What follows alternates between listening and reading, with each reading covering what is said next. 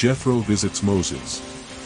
Jethro the priest of Midian, Moses' father-in-law, heard all that God had done to Moses and to Israel his people, and how the Lord had brought Israel out of Egypt. And Jethro, Moses' father-in-law, took Zipporah, Moses' wife, after he had sent her away. And his 2 children, the one was called Gershom, because he said, I have been a stranger in a strange land. And the other was called Eleazar, for he said, the God of my father helped me, and delivered me from the sword of Pharaoh. And Jethro, Moses' father-in-law, with his sons and his wife, came to Moses in the wilderness, where he was encamped by the mountain of God. And he said to Moses, I, your father-in-law Jethro, am coming to you, with your wife, and her 2 sons with her. And Moses went out to meet his father-in-law, and bowed down, and kissed him, and they asked each other how they were, and they came to the tent. And Moses told his father-in-law all the things that the Lord had done to Pharaoh and the Egyptians for Israel's sake, and all the trouble they had endured on the way, and how the Lord had delivered them. And Jethro rejoiced for all the good that the Lord had done to Israel, in delivering them from the hand of the Egyptians. And Jethro said, Blessed be the Lord, who delivered you out of the hand of the Egyptians, and out of the hand of Pharaoh, and who delivered the people out of the hand of the Egyptians. Now I know that the Lord is greater than all the gods, because in what they were arrogant he prevailed against them. Appointment of judges.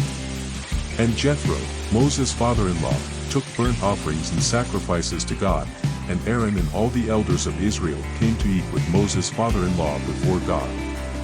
It came to pass on the next day that Moses sat down to judge the people, and the people stood before Moses from morning until evening.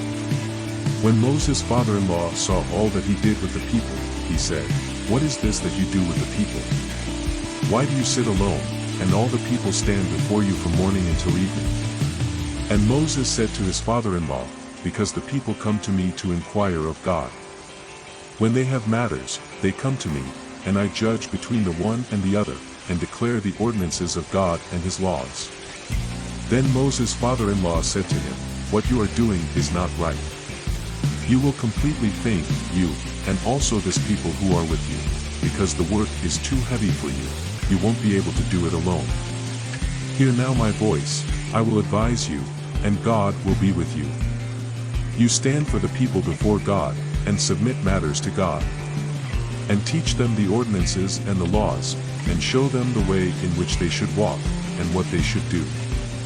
Moreover, among all the people, choose men of virtue, fearing God, men of truth, who hate covetousness, and set them over the people as leaders of thousands, of hundreds, of 50s, and of 10s. They will judge the people at all times, and every serious matter they will bring to you, and they will judge every small matter. In this way you will lighten the burden on you, and they will carry it with you. If you do this, and God commands you, you will be able to sustain yourself, and all this people will also go in peace to their place. And Moses heard the voice of his father-in-law, and did all that he said. Moses chose men of virtue from all Israel, and made them rulers over the people, over thousands, over hundreds, over 50s, and over 10s. And they judged the people at all times. They brought the difficult matter to Moses, and they judged every small matter. And Moses sent away his father-in-law, and he went to his own country.